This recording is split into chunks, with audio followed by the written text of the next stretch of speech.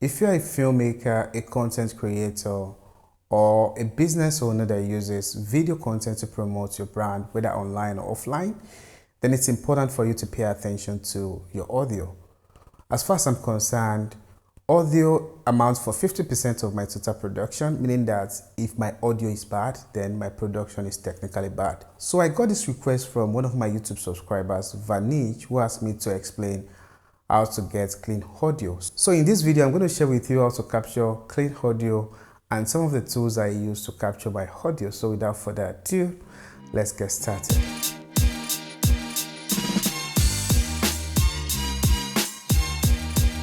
Hello creators, and welcome to my channel. I want to say thank you to all my subscribers, and this actually means a lot to me.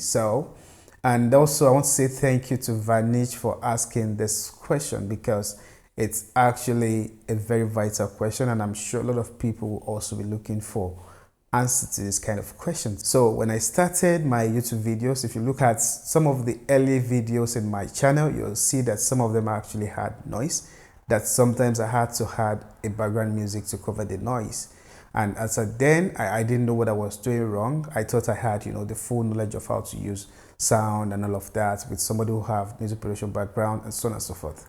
But I discovered that what is more important in audio production for video content is that you need to understand the capacity of the audio equipment that you have.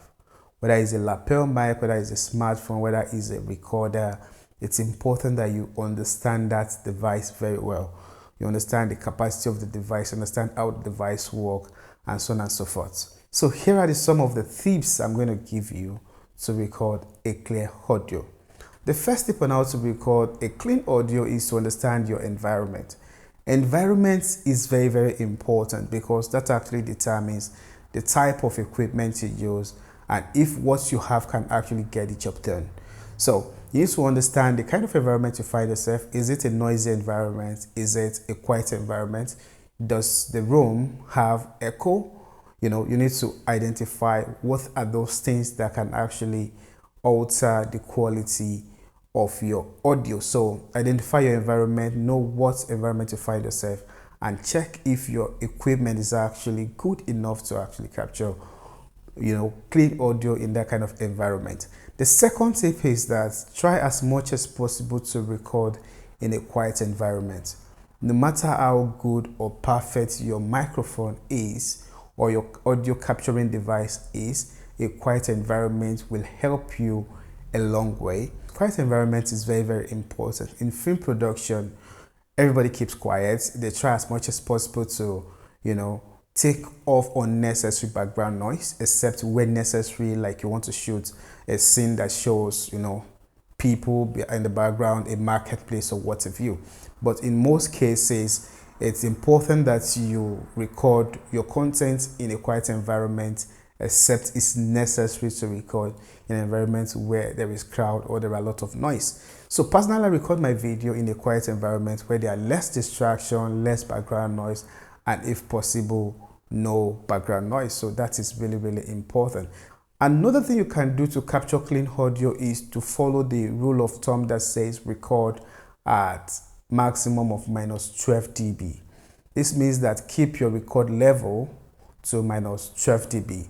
This is actually a rule of thumb that says that when you record at -12 dB, you technically, have good enough audio that is not having a lot of clips, a lot of loud clips and all of that, and you're not actually taking so much of noise. However, from my own experience, I would say that it's better for you to actually test this out and see if it works for you. If it doesn't work for you, then you can actually, adjust your volume to the level that it's okay for you. Because there was a time when I was using one of my equipment, which is a Zoom recorder, and I was keeping it at -12 dB, and I discovered that it was actually, carrying a lot of noise into my vocal recording. So personally, I would advise that you understand whatever equipment you use, test it out and see if it's okay at -12 dB or not, and see what works for you. However, the rule of thumb says record at -12 dB, and a lot of people use this rule of thumb even in, film production and so on and so forth. Then the next advice I'm going to give to you is that use the right equipment. Equipment is very, very important. The right equipment is also most important. So if you have a lapel mic, is it the right one for you? Check it out. Check the capacity of the lapel mic. Check the functionality of the lapel mic, or Zoom recorder and so on and so forth. For instance, if you're recording in, a busy environment where there are a lot of cars passing, using your smartphone may not be the best solution, but using a lapel mic can actually solve a lot of problem, which is really, really important. So use the right equipment for the right job. That is really, really important. Then the next thing I would advise is that while recording, try to turn off your computers, your fan, because there is a fan inside every computer, and sometimes the fan, can generate noise into your computer. Your cables, check all your cables, make sure the cables are not damaged, because a damaged cable can also generate electronic noise into your audio recording. So those are basic principles that I think would actually help you to produce a clean audio. So personally, I use different forms of audio recording devices. I use BOYA M1, which is what I'm using right now. I connect it to my, my camera, straight to my camera, just to let you know that it doesn't really matter how expensive your device is. What matters is how well you know your device and how well you can actually twist it to get expected result. I have used BOYA M1 for a longer time, and it's actually delivers. And there was a time I actually, ordered for a more expensive microphone. I'm not going to disclose the brand name because I don't want to make a negative review on any brand. So I got it and I used it on a job, and it failed me because one of the the transmitter was actually really, really clipping and distorting and so on and so forth, which really disappointed me on the production.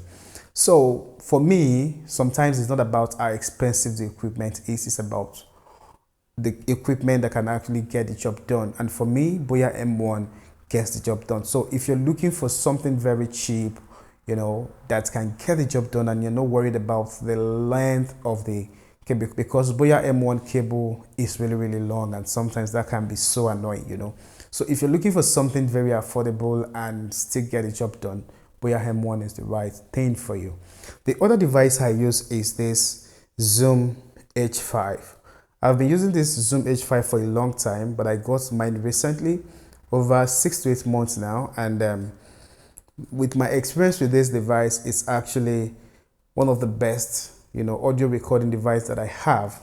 Number one is that it serves in, different areas. Sometimes when I don't have mic on hand, or when I don't have, good enough mic, sometimes I just, put the pop filter and give it to somebody to speak, and it gets the job done. You can connect it to whether a DJ mixer or something to still record, a nice input. You can connect it to your camera. You can connect it as an input to your computer. You can connect it directly to your lapel mic in a lot of cases. So I use this most of the times to capture audio, but sometimes I try to, get simplified process by just connecting my, lapel mic to my camera, which is what I'm doing present. So in conclusion, if you want to capture clean audio for your YouTube video, for event video, or any kind of video, it's important that you understand whatever device you use, and you pay attention to the rule of thumb that says that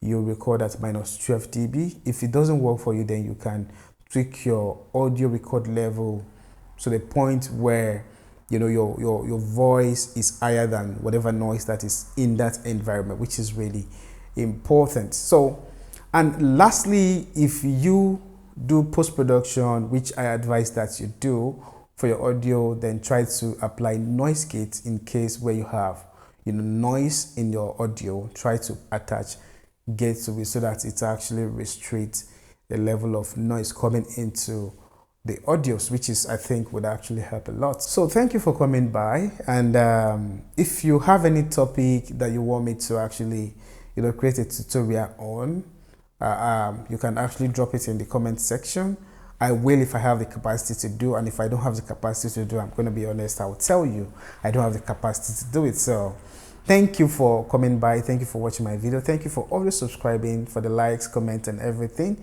And if you're yet to subscribe to my channel, it's a growing channel, and I encourage you to please subscribe because there are a lot of contents coming. As a matter of fact, there are a lot of educative contents coming your way. So see you next week by God's grace, and bye for now.